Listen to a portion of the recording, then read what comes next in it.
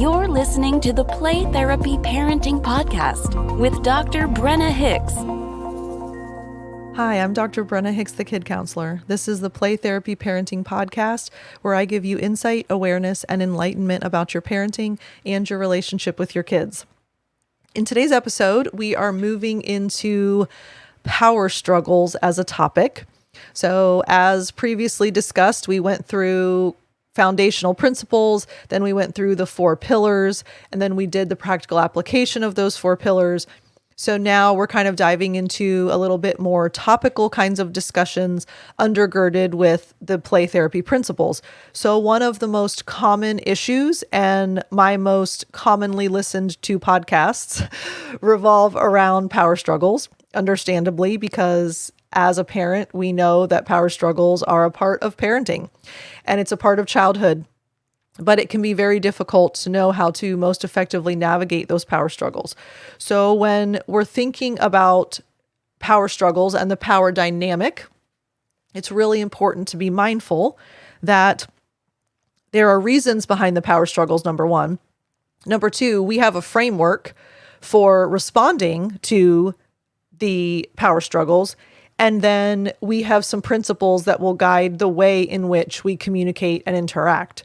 So the child-centered play therapy approach does provide a foundation and a framework for how to navigate power struggles. And that's what we're going to dive into today. The path to calm, confident, and in control parenting starts now.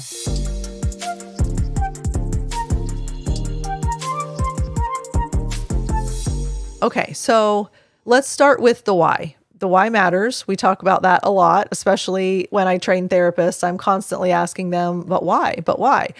And we have to understand that our children, not only as they're young, they ask us why all the time, but that should be something that we are very cognizant of.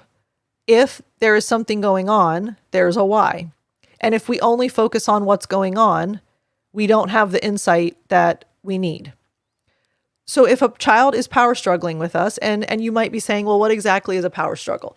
Okay, so you ask a child to do something, they willfully disobey, or they say no, or they throw themselves on the floor, or they give you attitude, any kind of struggle in which both of you want a different outcome. So it's time to go to bed. No. Will you go brush your teeth? I don't want to. You cannot have that toy in the store, and they throw themselves on the ground. Okay, so all of those are power struggling scenarios. The why is the child wants control. And let's unpack that, because that might actually cause you to bristle a little bit. Like, well, yeah, too bad. Kids, I'm the one that's in control. I'm the parent. Well, let's dive into that for a second. Kids have control over very little in their lives.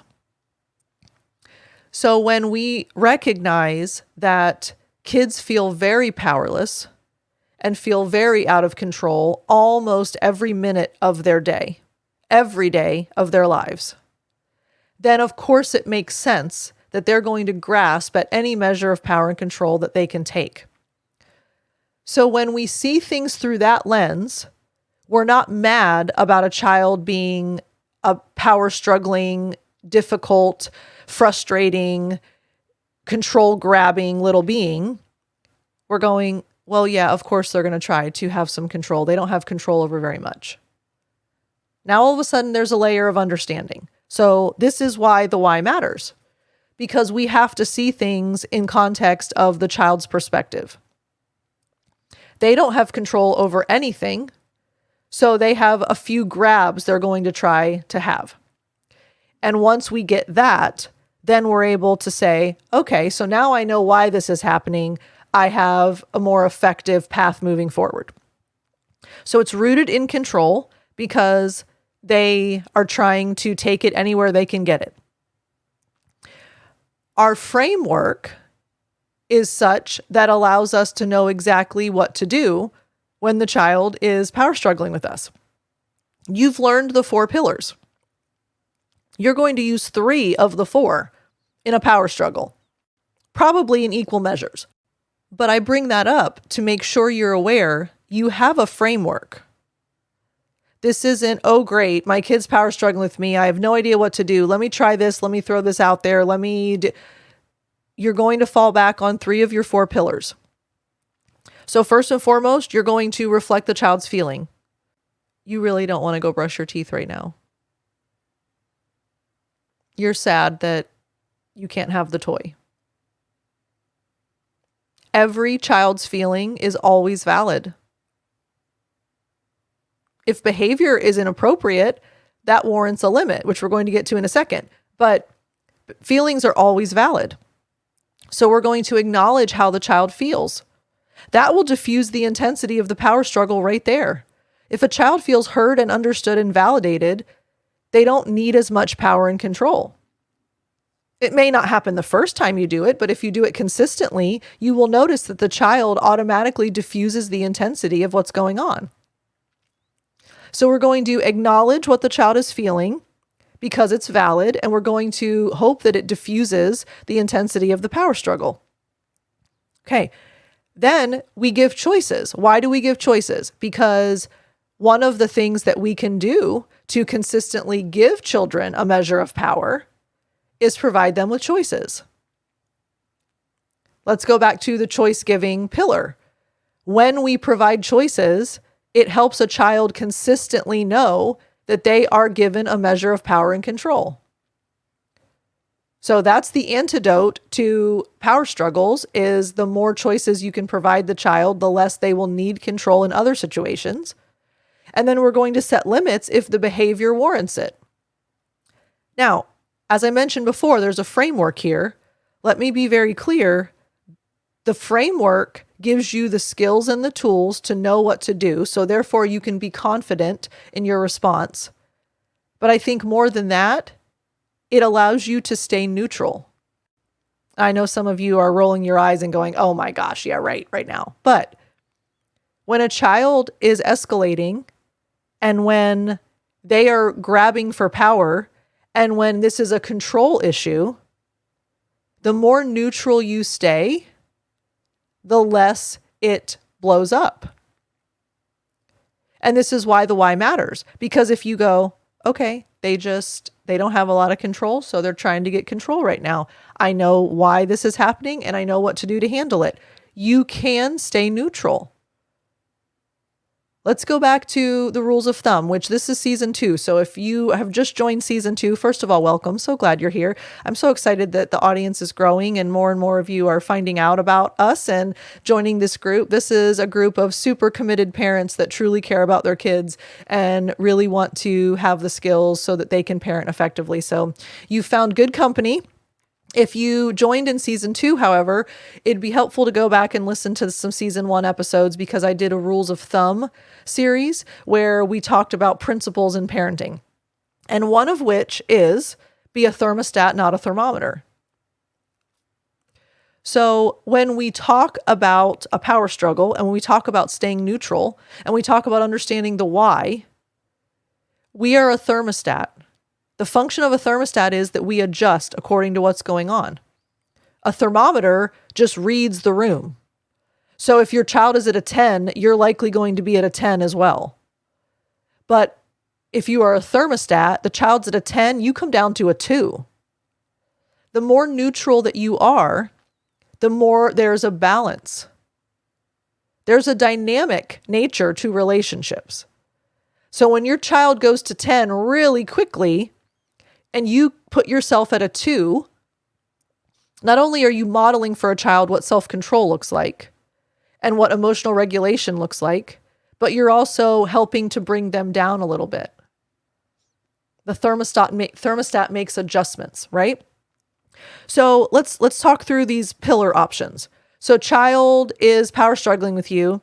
You reflect what's going on. You really wish that you didn't have to go to bed, but it's bedtime. It's neutral. And then here's the thing. In that scenario, there may not be a behavior that requires a limit.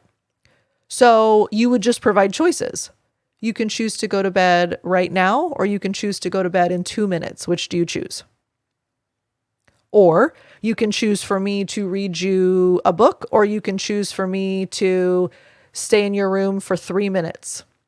once you're in bed? Which do you choose? Notice that you're giving a sense of power to the child when you give them choices.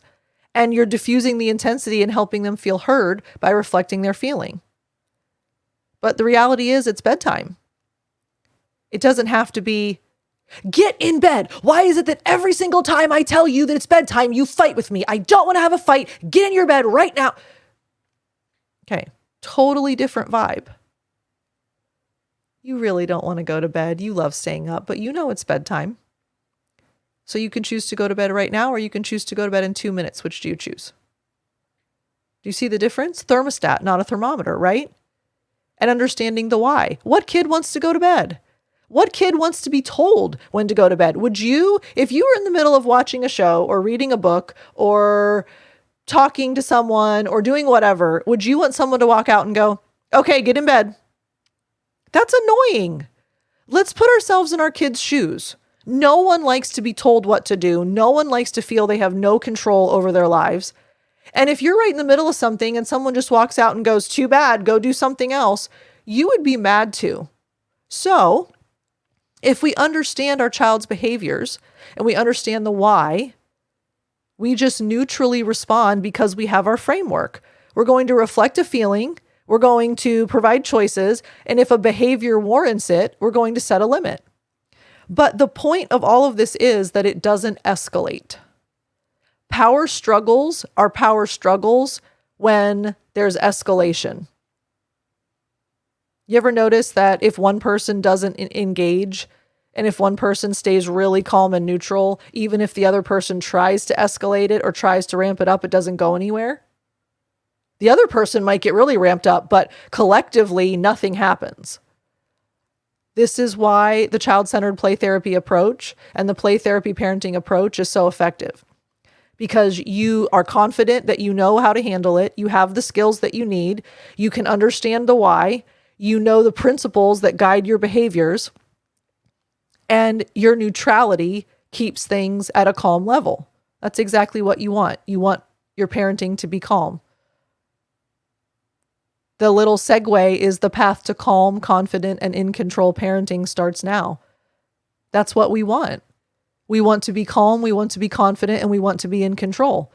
Well, in a power struggle scenario, you can be all three because you know what's going on, you know what you should do, and you know the principles that undergird it. And then there's no escalation. So I hope that you find that helpful. I hope that that encourages you this week. If you find yourself in a moment where your child is starting to engage in a power struggle, you now have something fresh in your mind to help guide and influence the way that that goes. I'd love to hear from you. If you have a huge win, if you have a huge fail, if you have somewhere in between, I'd love to hear your stories. You can shoot me an email, brenna@thekidcounselor.com, or you can phone into the voicemail line if you would like. You can leave a message that I can listen to and respond to. And that number is 813-812-5525. But this week, your goal is to recognize when a power struggle is starting and respond in an intentional way, which is from the child-centered play therapy perspective. All right, y'all. Thank you for being with me each week. Thank you for the time that you spend working on being the most effective parent that you can be and raising the most happy kids that you can raise. There is no greater work. So I hope that you feel very encouraged. We'll talk again soon. Bye.